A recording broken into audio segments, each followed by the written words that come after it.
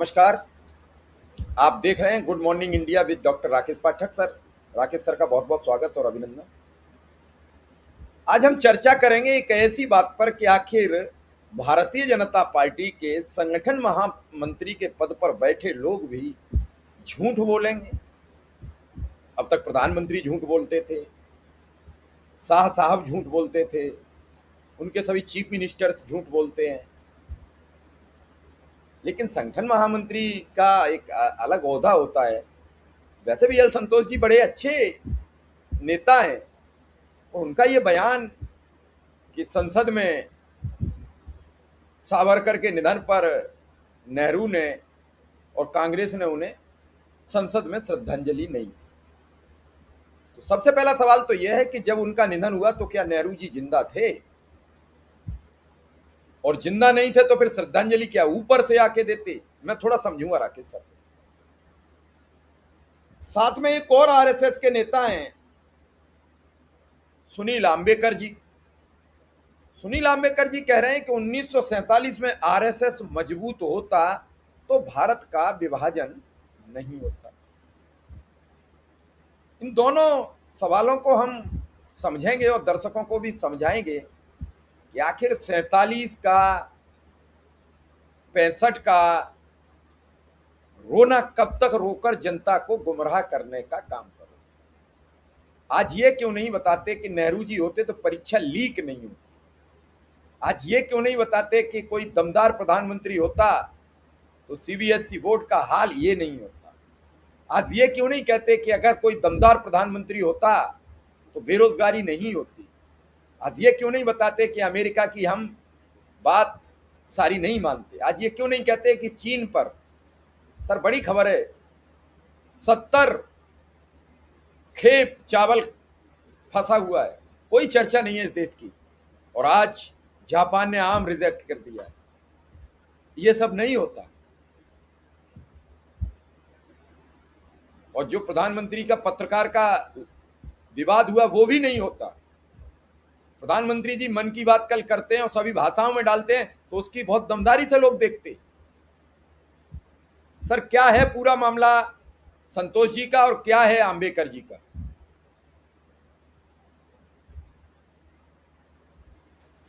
देखिए, पहले बीएल संतोष की ज्ञान गंगा पर बात कर लेते हैं। उन्होंने एक कार्यक्रम में कहा कि जब सावरकर का निधन हुआ तो पंडित नेहरू ने संसद में उन्हें श्रद्धांजलि नहीं दी। आपने सही पूछा कि क्या पंडित नेहरू उस वक्त थे? विनायक दामोदर सावरकर की मृत्यु हुई 26 फरवरी 1966 को। इसके 21 महीने पहले 27 मई 1964 को पंडित जवाहरलाल नेहरू स्वर्ग सिधार चुके थे। अब बीएल संतोष बताएं कि लगभग 2 साल पहले जिस व्यक्ति की मृत्यु हो गई वो संसद में किसी भी व्यक्ति विशेष को श्रद्धांजलि देने कैसे उपस्थित हो सकता था? बीएल संतोष को ही शायद कुछ ऐसे करामाती तरीके आते होंगे कि जो व्यक्ति दुनिया में नहीं है उसे बुलाकर उससे कुछ भी करवाया जा सके। अब मेरा सवाल तो दूसरा है, अगर पंडित जवाहरलाल नेहरू होते भी तब भी सावरकर को संसद में श्रद्धांजलि नहीं दे सकते थे। किसी सूरत में पंडित नेहरू सावरकर को श्रद्धांजलि देने के लिए तैयार नहीं होते। न पंडित जवाहरलाल नेहरू, न उनकी सरकार, न उनके मंत्रिमंडल के सहयोगी। तैयार क्यों नहीं होते उसके प्रमाण में मैं एक तस्वीर दिखाना चाहता हूं। हमारे दर्शक देख लें एक ऐसी तस्वीर जो आज भी इतिहास में दर्ज है। ये जो तस्वीर आपने स्क्रीन पर देखी, इस तस्वीर में महात्मा गांधी हत्याकांड के आरोपी नाथूराम गॉडसे और बाकी लोगों के साथ पीछे काली टोपी में एक सज्जन दिखाई दे रहे हैं। गौर से देखिएगा, एक बार हम आपको स्क्रीन पर फिर दिखा देते हैं ये तस्वीर। ये जो काली टोपी में सज्जन बैठे हैं ये सावरकर हैं। जब गांधी जी की हत्या की सुनवाई शुरू हुई, ट्रायल शुरू हुआ, तो सावरकर उसमें बाकायदा कटघरे में बतौर अभियुक्त हत्याकांड के साजिशकर्ता के रूप में अदालत में बैठते थे। ये पहला प्रमाण है जो ये साबित करता है कि पंडित नेहरू जीवित भी होते तो इस तस्वीर के होते हुए सावरकर को संसद में श्रद्धांजलि नहीं दी जा सकती थी। सावरकर पर बाकायदा गांधी जी की हत्याकांड का मुकदमा चला था, सबूतों के अभाव में वे बरी हो गए थे। लेकिन बाद में एक कपूर कमीशन बना था शिव कुमार जी, उसकी जांच पड़ताल में उसने बहुत गहन पड़ताल की, तमाम तरह के दस्तावेज, सावरकर की गतिविधियां, हत्यारे नाथूराम गॉडसे जब मुंबई से चला था उससे पहले वो सावरकर से मिला था, अंतिम मुलाकात वहां हुई थी। उसकी प्रेरणा, गांधी जी की हत्या की प्रेरणा और साजिश की सारी जानकारी सावरकर को थी। ये कपूर कमीशन की रिपोर्ट में आ गया था। यद्यपि जब रिपोर्ट आई तब तक पंडित नेहरू का निधन हो चुका था। आगे ये वो तस्वीर है,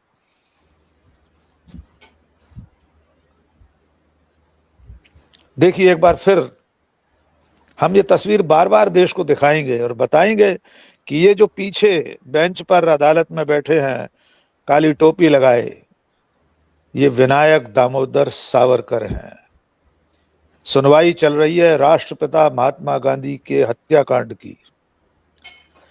आगे बैठा है नाथूराम गॉडसे और बाकी के सहयोगी। इस हत्याकांड की छाया उस वक्त मिटी नहीं थी।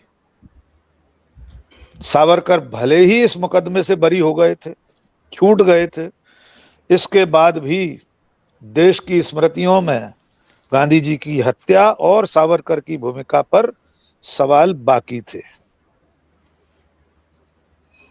और उधर सावरकर खुद प्रसंग के बारे में कोई बहुत अच्छी राय नहीं रखते थे। सावरकर तो ये कहते थे, शिव कुमार, बहुत ही मजेदार जुमला है, हमारे दर्शक उसे ध्यान से सुने।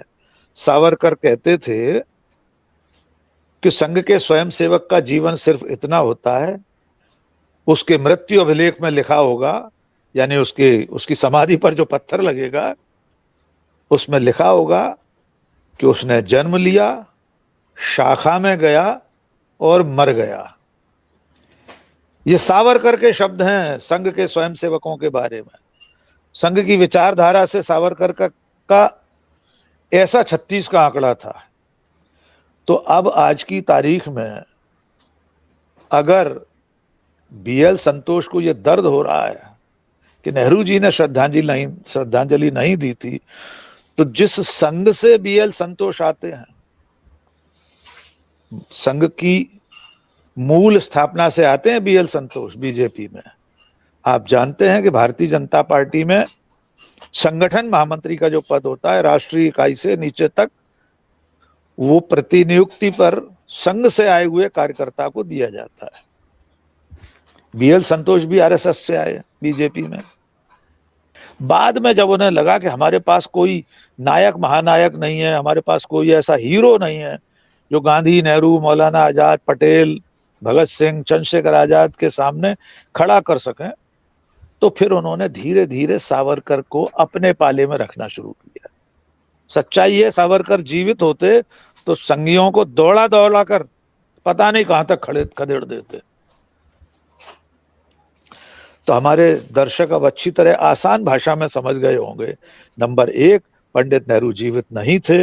नंबर 2, पंडित नेहरू जीवित भी होते तब भी संसद में सावरकर को श्रद्धांजलि नहीं दी जा सकती थी, क्योंकि उनकी हिंदू महासभा, और एक कारण जोड़ लीजिए, सावरकर की हिंदू महासभा आजादी की लड़ाई के समय अंग्रेजों के साथ खड़ी थी। 1942 के भारत छोड़ो आंदोलन का विरोध किया था। उस वक्त सावरकर की हिंदू महासभा ने अपने अधिवेशनों में, सम्मेलनों में हिंदू युवकों से अंग्रेजों की फौज में, पुलिस में भर्ती होने का अभियान चलाया था और कहा था कि इस वक्त कांग्रेस पर प्रतिबंध लगा हुआ है, जमीन खाली है, मैदान खाली है, आइए हिंदू महासभा के लोग आए और इस स्थान को भर लें, अंग्रेजों की सेवा का अवसर मिला है। ये शब्द हैं सावरकर के कानपुर अधिवेशन में। इसलिए इतने कारण पर्याप्त हैं। नेहरू होते भी तब भी सावरकर को संसद में श्रद्धांजलि नहीं दी जाती। जी शिव कुमार। सर फिर इतना बड़ा बीजेपी ने क्यों झूठ बोला? झूठ के सिवा उनके पास है क्या? नेहरू को गाली देना है, नेहरू की चरित्र हत्या करनी है, किसी भी तरीके से, किसी भी बहाने से, किसी भी विषय में नेहरू को ले आना है और सामने एक पुतला खड़ा करना है सावरकर का। अंडमान में मूर्ति लगा दी है। नरेंद्र मोदी अभी उनके स्मृति के दिन लंबा सा ट्वीट कर रहे थे सावरकर को लेकर। लेकिन अगर सावरकर के मूल विचारों पर जाएंगे तो इन्हें फिर बिच्छू जैसा करंट लगेगा। जैसे गाय को लेकर इस समय इतना विवाद चल रहा है, योगी आदित्यनाथ गाय को माता मान रहे हैं, सावरकर तो नहीं मानते थे। सावरकर तो गाय को एक मूर्ख पशु मानते थे। उन्होंने लेख लिखा है बाकायदा, गौपालन होना चाहिए, गौ पूजन नहीं होना चाहिए, ये शीर्षक है उस निबंध का। तो नेहरू को गाली देकर, अतीत पर कीचड़ उछालकर वर्तमान की चुनौतियों से मुंह चुराने की कोशिश है बीएल संतोष का ये बयान। इसके सिवा इसमें कुछ नहीं है। और ऐसा ही बयान वो है जिस पर हम आगे बात करेंगे। सुनील आंबेकर जी जो फरमा रहे हैं, ये बयान आपके जो उन्होंने दिया है ये आपकी स्क्रीन पर है ताकि दर्शक भी देख सके। जी सुनील आंबेकर का। जी ये बयान है जिसमें कह रहे हैं 1947 में आरएसएस मजबूत होता तो भारत नहीं बंटता। बहुत अच्छी बात है। 1947 में भारत संघ मजबूत होता तो भारत नहीं बंटता, यानी भारत और पाकिस्तान का विभाजन नहीं होता। सुनील आंबेकर जी से पूछना चाहिए कि 1925 में स्थापित आरएसएस 1947 तक कर क्या रहा था, वो मजबूत क्यों नहीं हो पाया। तो हम याद दिला देते हैं कि 1925 में संघ की स्थापना हुई। उसके बाद संघ ने आजादी की लड़ाई में कभी हिस्सा नहीं लिया। गिने चुने स्वयंसेवक व्यक्तिगत स्तर पर शामिल रहे थे। डॉक्टर हेडगेवार ने, जो कि शुरू में कांग्रेस में थे, हमारे दर्शक जान लें कि संघ के संस्थापक डॉक्टर केशव बलिराम हेडगेवार पहले कांग्रेस में थे, नागपुर कांग्रेस के क्षेत्रीय सचिव थे, वहां अधिवेशन हुआ था, उसकी जिम्मेदारी उन्होंने निभाई थी। बाद में वे कांग्रेस छोड़कर चले गए। वे अपने जीवन में सिर्फ एक बार जेल गए थे, चंद दिनों के लिए, वो भी तब जब वे कांग्रेस में थे। संघ की स्थापना करने के बाद तो उन्होंने देश की आजादी की लड़ाई की तरफ पलटकर भी नहीं देखा। और कर क्या रहे थे हिंदू महासभा और आरएसएस के लोग? सावरकर जब द्विराष्ट्र का सिद्धांत प्रतिपादित कर रहे थे 1937 में, तब संघ उसका खामोश समर्थन कर रहा था कि चलो 2 राष्ट्र बन जाएं। उसके बाद एक भी अवसर ऐसा नहीं आया जिसमें संघ ने मजबूती के साथ भारत विभाजन का विरोध किया हो। जब आजादी की लड़ाई में ही शामिल नहीं थे तो बाकी की भूमिका पर बात करना ही बेमानी है। जब आजाद हिंद फौज का गठन हुआ, नेताजी सुभाष चंद्र बोस लड़ाई लड़ रहे थे, महात्मा गांधी को राष्ट्रपिता कह रहे थे, लड़ाई शुरू करने से पहले रेडियो पर अपने संदेश में गांधी जी से आशीर्वाद मांग रहे थे, तब संघ कहां था? भारत विभाजन को रोकने के लिए संघ ने क्या किया, ये बताइए। जिस वक्त दंगे चल रहे थे विभाजन के समय, महात्मा गांधी नोआखोली, कलकत्ता, सब जगह रक्त रंजित जमीन पर घूम रहे थे, दंगों को रोकने के लिए अपनी जान दांव पर लगाए हुए थे और अंततः उन्होंने कुर्बानी दे दी इस देश के लिए। तब कहां थे हेडगेवार जी? जब मोहम्मद अली जिन्ना, उनकी मुस्लिम लीग डायरेक्ट एक्शन का आह्वान कर रही थी, तब आरएसएस कहाँ था। और चलिए तब विभाजन नहीं हुआ, अब तो आज बहुत मजबूत है, आज विभाजन नहीं रोक पाए आप। आज की तारीख में तो आप बहुत मजबूत हैं, सत्ता में बैठे हैं 12-13 साल से। अभी क्यों ऑपरेशन सिंदूर रोक दिया अध बीच में? अभी पाकिस्तान अधिकृत कश्मीर क्यों नहीं ले आए? विभाजन की रेखा को अभी क्यों नहीं मिटा दिया? क्योंकि गाल बजाना और बात है, काम करना और बात है। इस वक्त भारत विभाजन की याद करना, पंडित नेहरू को याद करना, उन पर तोहमतें मढ़ना, विभाजन गांधी जी की वजह से हुआ, कांग्रेस की वजह से हुआ, ये व्हाट्सएप विश्वविद्यालय में चलने वाली सामग्रियां हैं, जिसमें कभी ये नहीं बताया जाता कि गांधी जी ने भारत विभाजन रोकने के लिए किस हद तक कोशिशें की थी। चूंकि उस वक्त विभाजन अपरिहार्य हो गया था, इसलिए सबको स्वीकार करना पड़ा। गांधी जी ने भी स्वीकार किया, और वैसे दिल से, मन से गांधी ने कभी भी विभाजन को स्वीकार नहीं किया। वे तो पाकिस्तान भी जाने वाले थे बाद में, अगर जिंदा रहते तो वे पाकिस्तान जाते। वहां जो हिंदू चले गए थे उनको न्योता देने के लिए भी जाने को तैयार थे। लेकिन इस पूरी लड़ाई में 1925 से लेकर 47 तक संघ कहीं नहीं था। अंग्रेजों से लड़ाई में सावरकर की हिंदू महासभा कहीं नहीं थी। इसके उलट हिंदू महासभा तो मुस्लिम लीग की सरकारों में शामिल थी। बंगाल की सरकार में, नॉर्थ वेस्ट फ्रंटियर प्रोविंस में, सिंध की सरकार में, सिंध की विधानसभा में जिस दिन पृथक पाकिस्तान का प्रस्ताव पारित हुआ बाकायदा, उस दिन हिंदू महासभा के विधायकों ने सिर्फ मुंह दिखाई के लिए बहिर्गमन किया और दोबारा आके सदन में बैठ गए। उन्होंने विरोध नहीं किया उसका उस तरह से, और सिंध की विधानसभा में पाकिस्तान का प्रस्ताव पारित हो गया था। तो न तो सावरकर और न राष्ट्रीय स्वयंसेवक संघ स्वतंत्रता संग्राम में शामिल थे। इसलिए अपनी इस हीनता ग्रंथि को छुपाने के लिए, अपने इस अपराध बोध को कम करने के लिए कांग्रेस और पंडित नेहरू को गरियाते रहते हैं।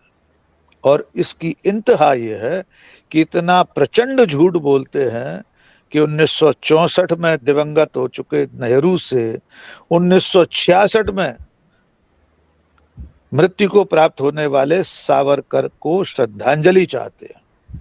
इसे सफेद झूठ की बजाय कुछ और कहना पड़ेगा। शिव कुमार जी, हिंदी व्याकरणकर्ताओं को, व्याकरण के निर्माताओं को कोई और नया शब्द ईजाद करना पड़ेगा। सफेद झूठ तो बहुत छोटा शब्द रह गया है। आरएसएस और बीजेपी के लोग जो कुछ बोलते हैं वो सफेद से बहुत आगे का झूठ है।